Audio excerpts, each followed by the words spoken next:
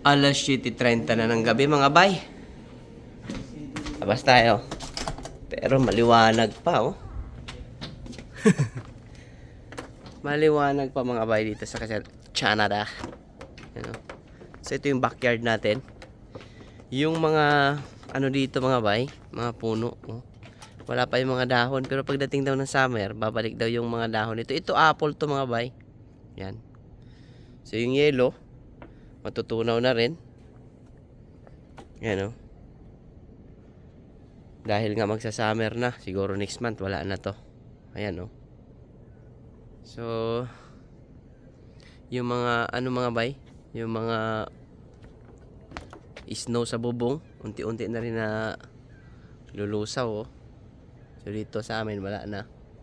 Ayan. So ganito lang ang buhay dito namin mga bay. Since 5 months pa lang tayo dito. So hindi pa na talaga natin alam kung paano yung mga kalakaran.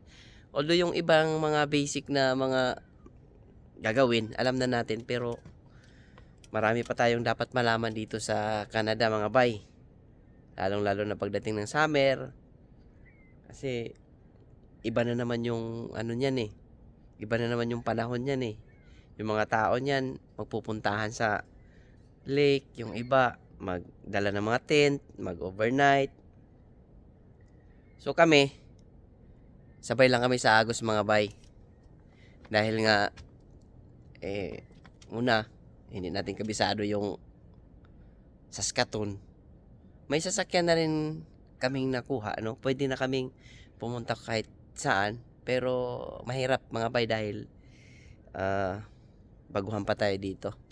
So pinakita ko lang mga bay sa inyo yung aming backyard at yung panahon nila ngayon. Mag-aalas 8 na, 7:30 na. Maliwanag pa rin, no? So nakaka-amaze din minsan, no? Dahil sa Pilipinas, lalong-lalo na sa amin sa isla. Pagka halimbawa ano, mga gantong oras, wala na to. Tulugan time na. Kasi nga probinsya, no? Mindanao. Shout out sa lahat ng mga subscribers natin dyan. So ngayon lang ulit tayo nakapag-update sa ating YouTube channel.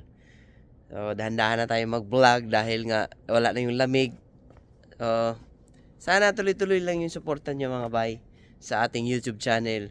So ibabalik natin yon kahit pa isa-isa lang yung upload natin. So ito na yung buhay natin. Wala na sa Saudi Arabia, wala na sa Pilipinas. Nandito na tayo ngayon sa Canada. So panibagong buhay, panibagong panimula sa ating pangarap sa buhay. So sana madala natin yung pamilya natin. So sa mga ibang nangarap na makapunta rito, although mahirap talaga bago ka makarating dito dahil nga sa requirements, dahil sa mga lalong-lalo na ngayon, nag-iba na naman yung mga ano nila, policy, no? Sana makarating kayo dito mga at ma-experience nyo rin yung lamig, yung kanilang nature dito. So gusto ko lang magpasalamat sa lahat ng mga subscribers ko, sa lahat ng mga ano nandyan pa rin, di ba? So God bless sa inyong lahat. And good night and good morning dyan sa Pilipinas. So ito na tayo sa Canada. God bless. Bye-bye.